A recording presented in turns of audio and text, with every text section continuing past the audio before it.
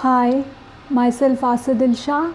I'm here to discuss about the topic Renaissance of Muslim women in Kerala.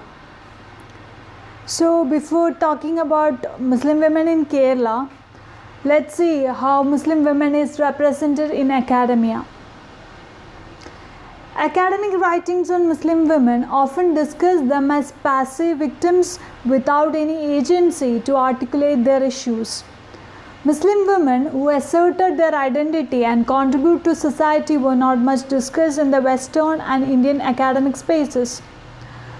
In Indian context, scholars like Ummul Faiza, Shamsad Hussaini and Jenny Rowena now have been writing about Muslim women in the contemporary society. Works from scholars such as Zaba Mahmood, Amina Wadood also contributed to these groups of scholars who challenged the stereotype construction of oppressed Muslim women by the mainstream academia. In that way, these scholars, these scholarly works, challenge the works of writers such as Leila Ahmed, Laura Bush, Hamid Chennamangalur, M.N. Karasheri, all portray Muslim women as illiterate and suppressed by patriarchal Muslim men. We all know about Laura Bush. She is the first lady of United Nations. So she in her speech always talked about the liberation of women and children. Her words stand as a symbol of linking American war of terror to the liberation of women and that of the children. Activists like her have targeted the Islamic states and talked about the oppression faced by Muslims in the Islamic state and always try to say that America is trying to save them from Islamic states. But the irony is very much visible when we look at who is oppressing Muslim women through refugee policies. America played a major role in the world history of the brutal exploitation that happened to Muslim women and children. Muslim women's empowerment has since become a favorite talking point for politicians on both sides of the aisle who support US intervention in Afghanistan.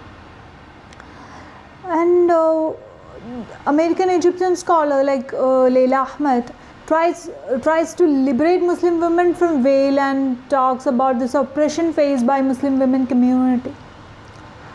In the context of Kerala, similar kind of interpretations in academia is visible, where they still address the oppressed Muslim women and how the religion holds them from the mainstream. Writer Khadija Mumtaz in her novel Barsa explains that Muslim women are enclosed in the name of dress codes because they do not think beyond that and threaten in the name of Quran. Similar kind of arguments can be seen in the writings and speeches of social activists such as M.N. Karasheri and Hamid Chennamangalur. These scholars are not ready to acknowledge the changing social world of Muslim women. So when we are talking about the renaissance of Muslim women in Kerala, the role played by women in the Muslim renaissance is unparalleled. Through literature, journalism and organization, Muslim writers were able to revolutionize society. Renaissance women, like the women geniuses who stood firm in the social fabric of Kerala from the perspective of religion and worked for their own rights and upliftment of the community. We can see strong female presence like that of P.K. Halima and Puttur Amina in the 20th century Mappila literary tradition. Like Halima Bibi have worked for the social renaissance through direct articles and through her lectures. Writers like B.M. Suhra have been able to revolutionize society through her literary works. The efforts made by Muslim women writers to pave the way for women's education and social representation and to eradicate that of the social evils should be marked at the forefront of the history of the Muslim Renaissance in Kerala. The Muslim community in Kerala, along with the women, experience a larger change and socio-economical processes that influence the state. Notwithstanding the initial opposition to modern education, the traditionalist organizations also were forced to follow their reformist counterparts in opening up secular education institutions, especially for women. The enormous emphasis laid by the state in promoting primary education and opening up of schools even in the remote places of Muslim majority area significantly benefited the community, and the community which is including women. Lately, the organizational competition within the community in terms of reformist and traditionalist position was reflected in the establishment of educational institution by these organizations, as each of them claimed to be providing a blend of secular and religious education per the tenets of Islam. So the blooming of Gulf migration since early 1980s has enormously benefited the economy of Kerala, and one of the positive consequences was investment in education, especially in the higher education by these migrants. The opening up of higher education sector to private players also had a significant positive impact on Muslims, as a number of wealthy entrepreneurs as well as the organizations open up institutions of higher education, especially that of the professional colleges, and a large number of middle and upper middle class women from the community made use of these all possibilities. So when we are comparing with that of numerically comparing with that of 2001-2011 census, the percentage of literates 2011 census, we can see that Muslims 57.3%, Hindus 63.3%, and Christians is 74.3%. And while comparing with other religious group, Muslim literacy was low, but we can see a great improvement in especially in Muslim education. As for Muslim women, a high literacy rate of about 70% was recorded in Kerala as per 2011 census.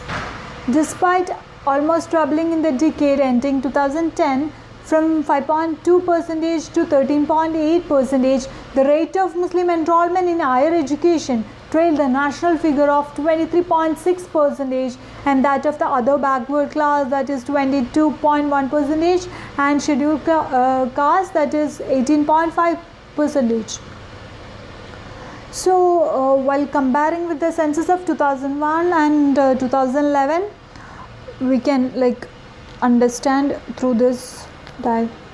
And also the illiterate rate of the female and male, the Muslim community, that is 48.1, and females, and percentage of males illiterate is 37.59. When we are looking of Hindus is 44.02 and male 29.22.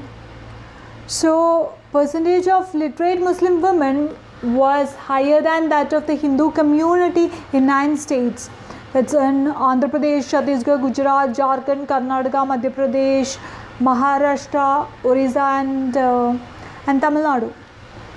Among India's minorities, the literacy rate of Muslims showed the biggest increase of 9.4% from 59.1% in 2001 to 68.5% in 2011.